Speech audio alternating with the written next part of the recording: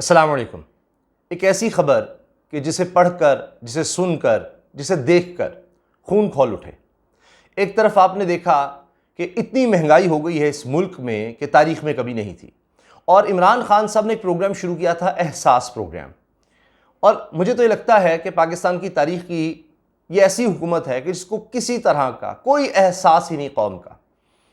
एक तरफ बातें करते हैं कि जनाब हम मुश्किल फैसले ले रहे हैं, लेकिन अपनी ज़ात के लिए कोई मुश्किल फैसला नहीं लेंगे।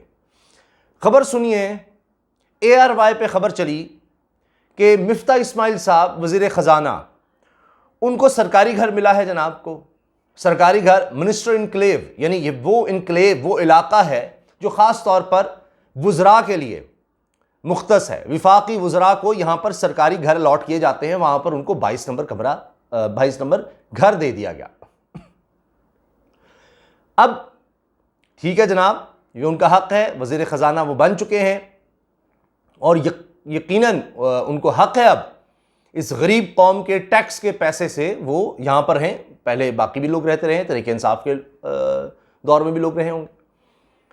हुआ क्या वहाँ पर जनाब, 48 लाख रुपए, 48 लाख रुपए की तज़ीन और आइश कर दी गई।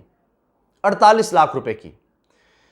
एक तरफ ये कह रहे हैं कि जनाब चाय पीना छोड़ दें, ऐसे इकबाल साहब कह रहे हैं कि चाय पीना छोड़ दें क्योंकि ये उनकी नज़र में अय्याशी होगी, और अब चाय छोड़ी जाए इसलिए कि ये मुल्क मुतहम्मिल नहीं हो सकता, बड़ी महंगाई हो गई है, और आप मुल्क के लिए बचत करें और चाय पीना कम कर दें।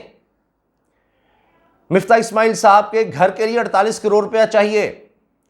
ज़राए से ARY पे खबर चली, और यह खबर किस दिन सामने आई है, उससे अगले दिन, उससे अगली रात, बल्कि यह कहिए कि जिस दिन ये खबर सामने, उससे पिछली रात को मिफ्ता इस्माइल ने एक और बम गिराया इस कौम पर, पेट्रोल बम। 234 रुपए का पेट्रोल कर दिया 24 रुपए कीमत बढ़ाकर, 59 रुपए कीमत बढ़ाकर डीजल महंगा कर दिया, 264 पर डीजल ले गए। मिट्टी का तेल महंगा कर दिया, बिजली और गैस अभी और महंगी करने जा रहे हैं। IMF इनसे मान नहीं रहा, मजीद इन्होंने टैक्स लगाने हैं। यानी कौम के लिए कोई एक काम नहीं है, और अपने लिए आप देखिए ज़ात के लिए क्या कुछ हो रहा है। 48 लाख रुपया ये कहेंगे उससे क्या होता है, इससे तो कोई बड़ी रकम नहीं है। मिफ्ता इस्माइल साहब ने बहरहाल इसको डिनाई कर दिया जनाब ARY की खबर को।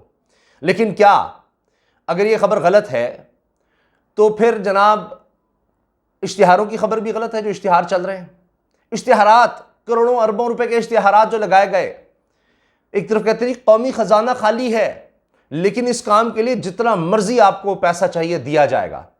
वज़ीर आज़म की सवाबदीद के लिए फंड है जनाब, जो अरकान कौमी असम्बली उनके लिए 70 अरब रुपए जनाब मिल जाएंगे, उनको दिए जाएंगे जनाब डेवलपमेंट फंड के नाम पर। उसके लिए पैसा है, इस गरीब कौम के लिए पैसा नहीं है।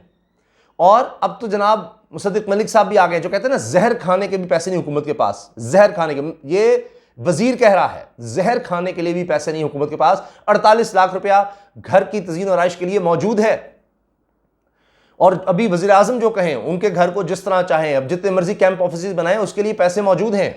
पेट्रोल के लिए इन 40-50 गाड़ियों के लिए पैसे मौजूद हैं। अभी ऐसे इकबाल साहब की वो प्रोटोकॉल की वीडियो चल रही थी, पता नहीं 4-5-6 बड़ी बड़ी गाड़ियां जनाब, करोड़ों रुपए की गाड़ियां हैं। वो 3-3 हज़ार सीसी गाड़ी है जो मेरा ख्याल है 1 लीटर में शायद मुश्किल से 6-7 किलोमीटर चलती होगी। उसके लिए पेट्रोल है। इस गरीब कौम के लिए नहीं जनाब, इसको महंगाई की चक्की में पिसना है। और फिर मिलेगा क्या जी जनाब, 2000 रुपए महाना।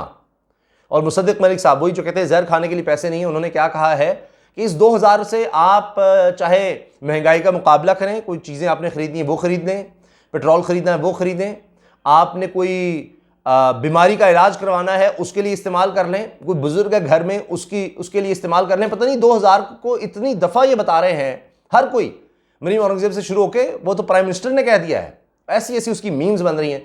शहबाज शरीफ साहब कह रहे हैं 2000 आप बच्चों की तालीम के लिए इस्तेमाल करें, आप अपने घर के खर्चों के लिए इस्तेमाल करें, आप ट्रांसपोर्ट के लिए इस्तेमाल करें, आप मोटरसाइकिल के लिए इस्तेमाल करें, पता नहीं और वो क्या कहते हैं कि पता नहीं आप दुबई में इन्वेस्टमेंट के लिए इस्तेमाल कर लें, आप कोई हाउसिंग सोसाइटी खरीदने के लिए इस्तेमाल कर लें।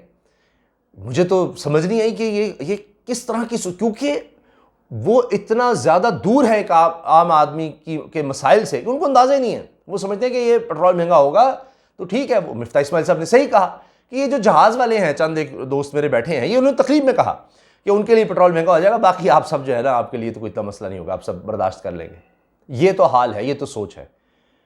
और ये वो लोग हैं जो कहते थे जनाब एक पैसे की भी महंगाई हुई या पेट्रोल महंगा हुआ हम बर्दाश्त नहीं करेंगे, ये मिफ्ता इस्माइल साहब ने कहा।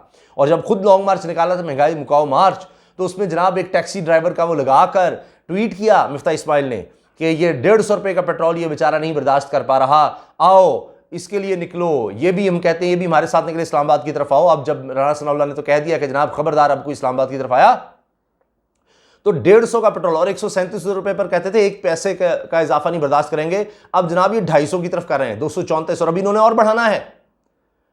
गैस है तो आती नहीं, बिजली का आप देखिए, मेरे अपने घर आप यकीन जानिए कि 16 घंटे मुसलसल लोड शेडिंग हुई है। मैंने इर्द गिर्द के इलाकों में पता किया, अक्सर जगहों पर यह हाल था।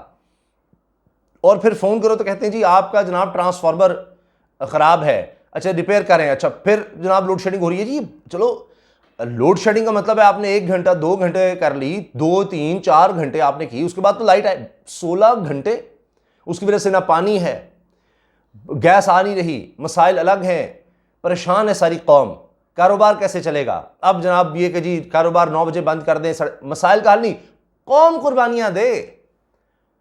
वज़ीर आज़म हाउस में दावतें चलेंगी, वज़ीर आज़म जो है वो जाकर जनाब इंटरनेशनल दौरे करेगा, वज़ीर खारजा बिलावल भुट्टो साहब जो हैं वो पाकिस्तान में पाए ही नहीं जाएंगे, पूरी टीम के साथ फिरते रहेंगे। और फिर सुबह सिंध में क्या करेंगे जी, कारोबार बंद कर दो जल्दी, हमें ज़रूरत है बिजली की। इनके घर बिजली जाती है, मुझे बता दीजिए, अगर इनके घरों पर बिजली जाती है तो मैं कसूरवार हूँ जनाब, मैं माफ़ी मांगूँ, अपने अल्फाज वापस लूँगा। अगर इनके घरों में, ये वज़ीर आज़म के घर में, वज़ीर आला के घर में बिजली जाती है, पता नहीं किस किस तरह के जनरेटर रखे हुए हैं इन्होंने, अगर बिजली जाती भी होगी तो। और उसके अलावा आप ये देखिए कि वो सरकारी खर्च से पेट्रोल भी आता होगा, क्योंकि वो सरकारी घर डिक्लेयर किए हुए हैं, वहाँ पर सिक्योरिटी सरकारी, अमला सरकारी। ये इनको आदत है। 234 के लगभग लोग थे ये जब इनका पिछला दौर था, जिस 10 साल दौर में इन्होंने, यानी नून लीग को 2008 से लेकर फिर 2018 तक, यानी पंजाब में इनकी हुकूमत रही, अभी इनकी मिल गई है। तो उस वक्त मेरे सीनियर है बाबू डोगर साहब, वो सारे डॉक्यूमेंट्स लाए, कई प्रोग्राम्स उन्होंने हवाला लिया, पूरे डॉक्यूमेंट्स के। इन्होंने अपने ज़ाती मुलाजमीन को सरकारी तौर पर भर्ती किया हुआ था, नहीं सरकार से तनख्वाह उनको देते थे कि जनाब ये हमारी ये मुलाजमा है, फलां है। अपनी वालदा मरहूमा के लिए उनको मसाज करने के लिए जो खातून थी, नेमा चंदन उसका नाम था, उसको 50,000 गालबन वो स्पोर्ट्स के डिपार्टमेंट से उसको तनख्वाह दी जाती थी। अपनी वालदा की खिदमत के लिए जो खातून रखी थी उसको भी ये नहीं तनख्वाह देते थे ज़ाती तौर पर, सरकार से, ये सरकारी खजाने से। ये तो इनका हाल है। तो जिस दिन पेट्रोल पंप, जिस दिन आवाम के लिए महंगाई की है, उससे अगले दिन जनाब ये खबर आ गई कि जी 48 लाख की तो तज़ीन और आइश हो रही है। इस तरह के अल्ले तललों के लिए पैसे हैं, आवाम के लिए कोई पैसा नहीं है। आप मेरी राय से कितने मुत्तफ़िक़ हैं, ज़रूर आगाह कीजिएगा कमेंट सेक्शन में। अल्लाह हाफ़िज़।